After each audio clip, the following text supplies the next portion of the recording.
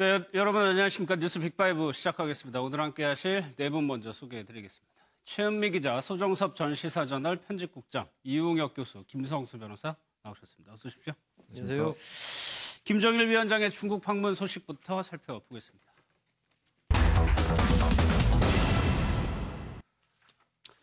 지금요, 북한 조선중앙TV에서 김정은 위원장이 이번 방중 모습을 영상을요, 이제야 조금 내보내는 지금 실시간 영상입니다.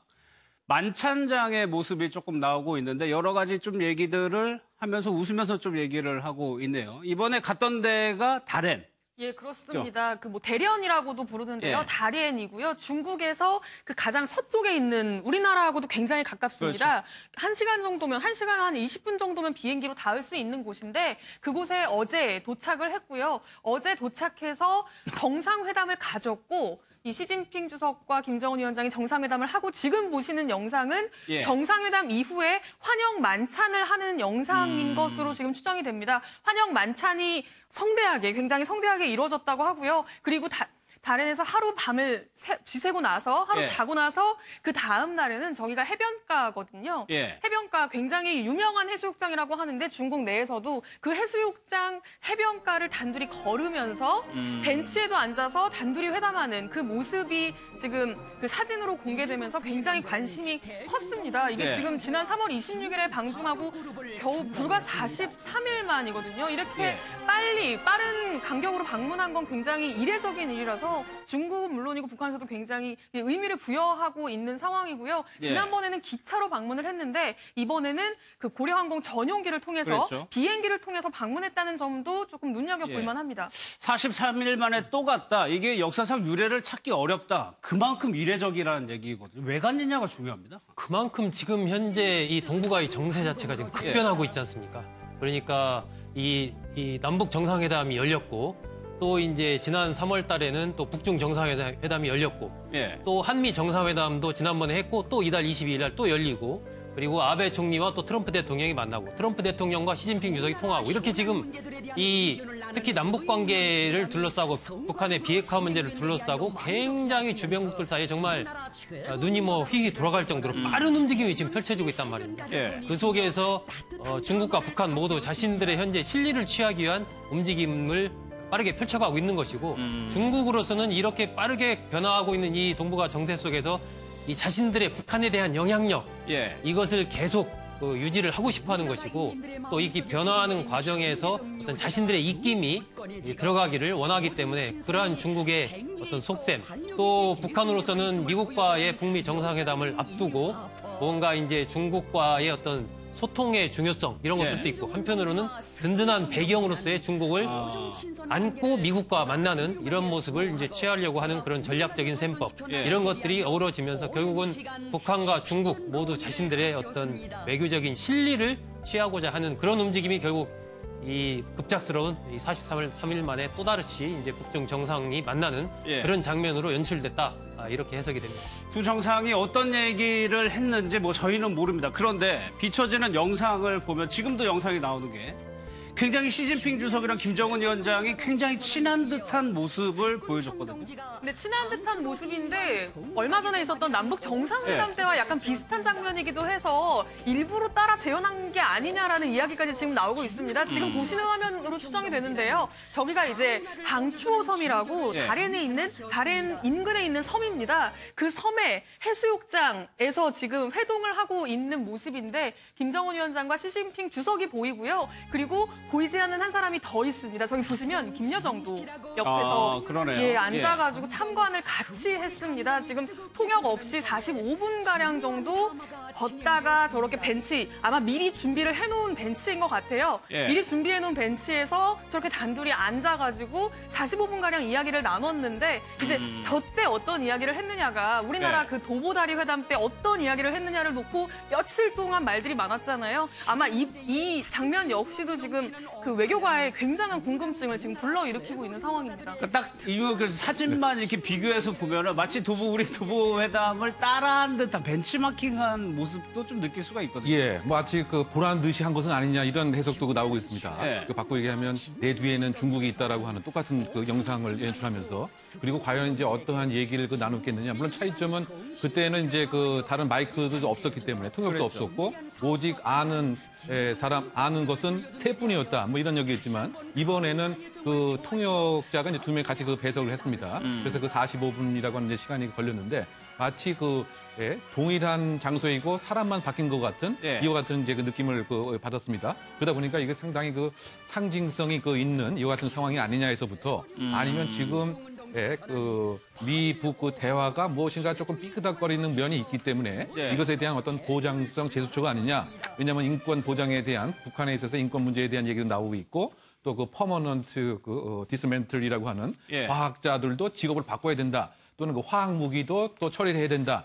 이와 같은 입장에서 무엇인가 부담을 느끼는 상황에서 역시 기댈 바는 중국이다. 뭐 예. 그런 입장인데 어쨌든 지금 하이라이트의 그 모습이 또 다시 재현된 것 같은 이런 그 시청자들의 상상을 자극한 것은 아닌가 생각됩니다. 예. 미국 쪽에서 예의주시할 수밖에 없는 상황인 것 같은데 아까 최현미 기자 얘기한 것처럼 이번에는 리설주가 아니고 김여정이 대동을 했다라는 거는 굉장히 실무적인 성격의 회담이었다라고 봐야 되는 건가요? 그렇습니다. 뭐 일단 1박 2일이었지 않습니까? 예. 지난 3월 26일 날 방중했을 때는 2박 3일이었고 이번에는 1박 2일로 아마 꼭 필요한 부분을 이야기하기 위해서 갔던 걸로 보이고 그리고 주로 이제 수행원들을 보면 어떤 중국통이나 아시아통이 아니고 거의 미국통들을 그랬죠. 데리고 갔어요. 예. 특히 이제 상징적인 인물이 그 최선희 외무성 부상을 데리고 간 이런 등등으로 봤을 때 결국은 이제 미국과의 정상회담을 앞둔 차원에서 여러 가지 중국과 사전에 정책적인 의제 이런 것들을 폭넓게 정세에 대해서 의견을 교환하는 그런 자리가 아니었나 싶고 김여정 노동당 제1부부장이 같이 간 것은 이제 김여정 부부장이 시진핑 주석과 만난 건 이번이 처음 아닙니까? 예.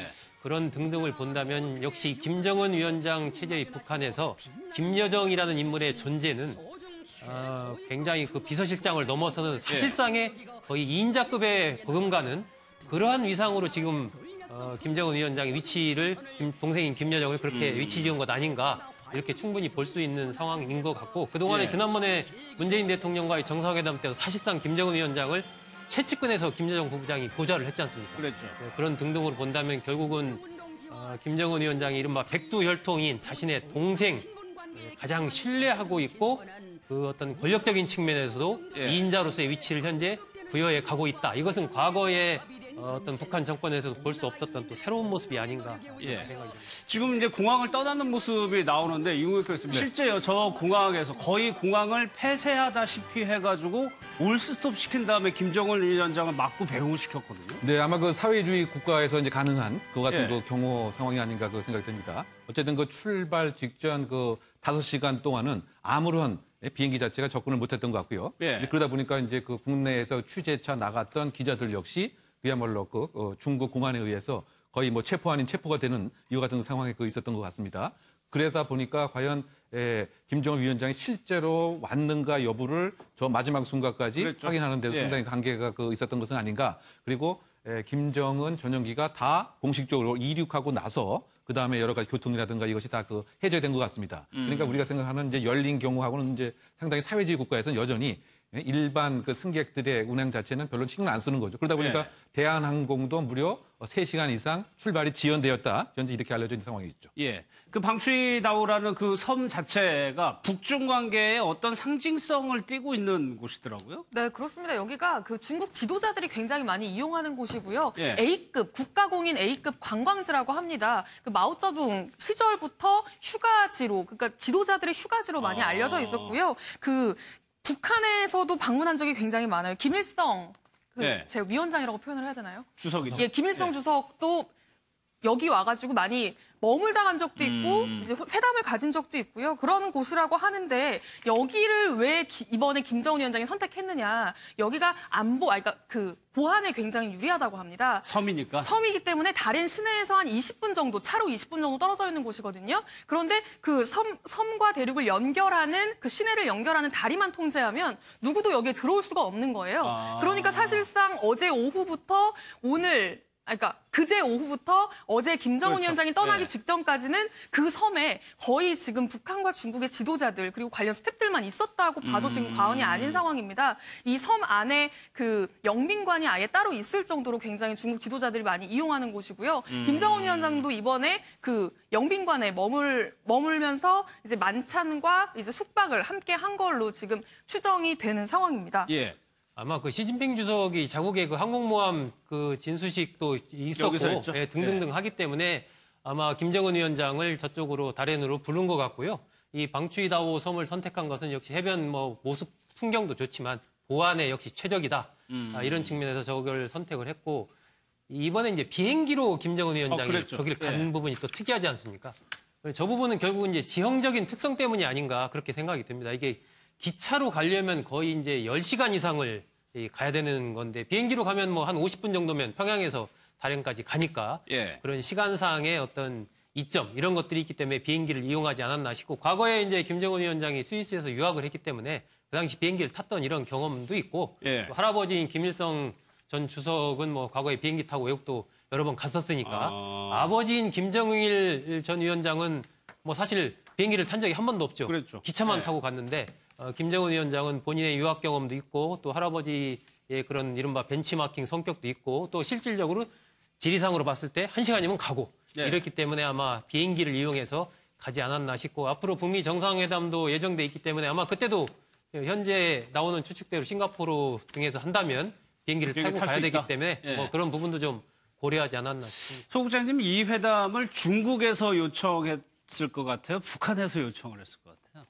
저는 북한에서 요청했을 가능성이 좀 크지 않나 싶습니다. 예. 지난번에 이제 왕이 부장이 북한을 방문했을 그랬죠. 때 그때 왕이 부장의 이야기 중에 전개되는 여러 가지 앞으로의 상황과 관련해서 중국과 좀 활발히 소통을 했으면 좋겠다. 예. 이런 얘기를 왕이 부장이 그 당시에 했거든요. 공개된 멘트로. 그렇다면 이미 그걸 전후해서 거의 이제 어떤 김정은 위원장의 중국 방문이 좀 예정이 돼 있었던 걸로 보이고 북한 입장에서 지금 우리나라와 미국이 지금 굉장히 활발하게 여러 가지 소통을 긴밀하게 하고 있지 않습니까? 예. 그러니까 북한 입장으로서도 어떤 중국과 활발하게 소통하는 모습을 보이는 것이 자신들의 협상력에도 유리하다라고 이제 판단을 하고 있을 것이고 또 미국이나 한국 입장에서도 사실은 이 남북 관계를 원활하게 풀어가는 부분에서 이 남북미 3자가 잘 풀어가는 것도 중요하지만 예. 중국이라는 또 다른 이제 중요한 하나의 당사자가 있기 때문에 그 관계를 잘 만들어가는 것도 중요하거든요. 그렇기 때문에